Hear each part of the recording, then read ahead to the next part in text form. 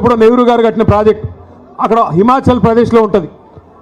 స్వాతంత్ర దినోత్సవం నాడు ముఖ్యమంత్రి గారు చెప్తున్నారు బాక్రానంగల్ ప్రాజెక్టు తెలంగాణలో ఉన్నదంట. మనకు తెలియదాయే అంటే ఇంత గొప్ప ముఖ్యమంత్రి, నదులు తెలియదు, నీళ్లు తెలియదు, చివరికి ఎట్లాంటి పరిస్థితి అంటే ఈరోజు ఈ ముఖ్యమంత్రి గారిని చూస్తూ ఉంటే నిజంగా జాలేస్తూ ఉన్నది. 2 ఏళ్ళు ఆయన అసమర్థతను కప్పిపుచ్చుకోవడానికి, ఆయన చేతగాంతనాన్ని, ఆయన ఫెయిల్యూర్స్ని, ఆయన హామీలు అమలు చేయలేని అసమర్థతను కప్పిపుచ్చుకోవడానికి పచ్చి అబద్ధాలకు ఎత్తుకున్నాడు. ఏం మాట్లాడినా ఏం అడిగినా ఏమయ్యా రేవంత్ రెడ్డి గారు ఎందుకు అమలు చేయవు, 100 రోజులు 6 గ్యారంటీలు అంటివి ఏమైంది అంటే ఇలా ఒకటే పల్ల వెతుకున్నారు అందరూ. ఏమంటారు వాళ్ళు? కేసీఆర్ అప్పుల పాలు చేసిపోయాడు, కేసీఆర్ రాష్ట్రాన్ని అప్పుల పాలు చేసిపోయాడని చెప్పి దుష్ప్రచారం అబద్ధాలు చెప్తా ఉన్నారు.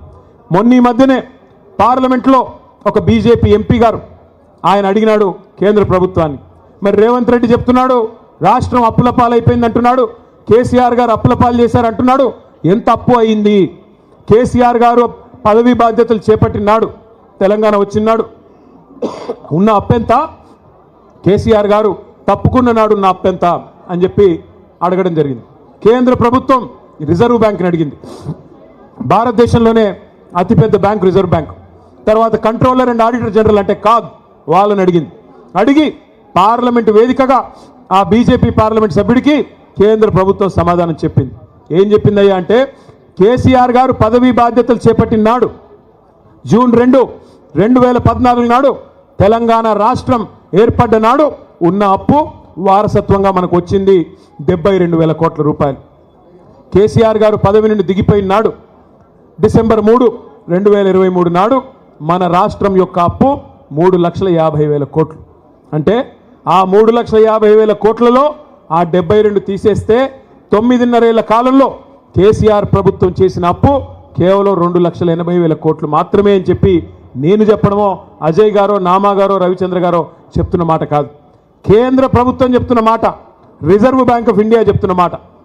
వాళ్ళు చెప్పేదేమో 2,80,000 కోట్లు. బట్టి గారిని అడిగితే 6 లక్షల కోట్లు అంటాడు, తుమ్మలను అడిగితే 7 లక్షల కోట్లు అంటాడు, బాంబులేటిని అడిగితే 8 లక్షల కోట్లు అంటాడు, రేవంత్ రెడ్డిని అడిగితే 10 లక్షల కోట్లు అంటాడు. నోరే కదా, ఏముంది ఎటు పడితే అటు మాట్లాడచ్చు, ప్రజలు వెర్రోళ్ళు కదా నమ్ముతారులే అనుకుంటున్నారు ఈ సన్నాసులు.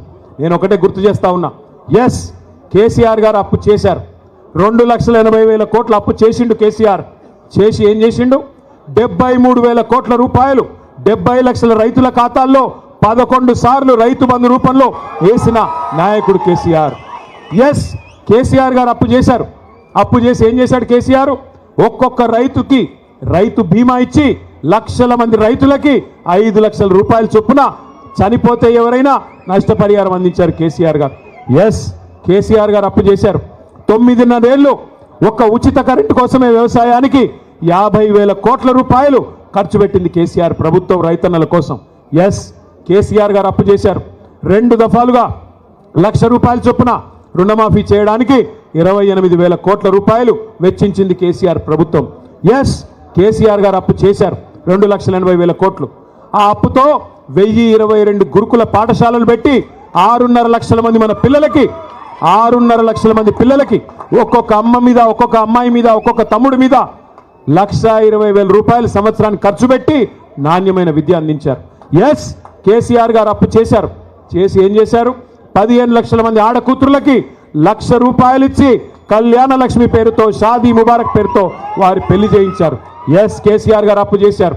32 జిల్లాలుగా తెలంగాణను మార్చి 32 కలెక్టరేట్లు కట్టారు.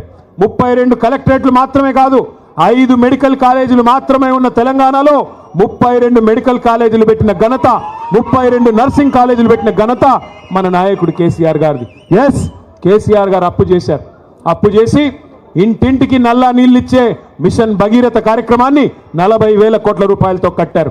ఎస్ కేసీఆర్ అప్పు చేసి పాలమూరు రంగారెడ్డి ఎత్తిపోతల పథకంలో 90% పనులు పూర్తి చేసి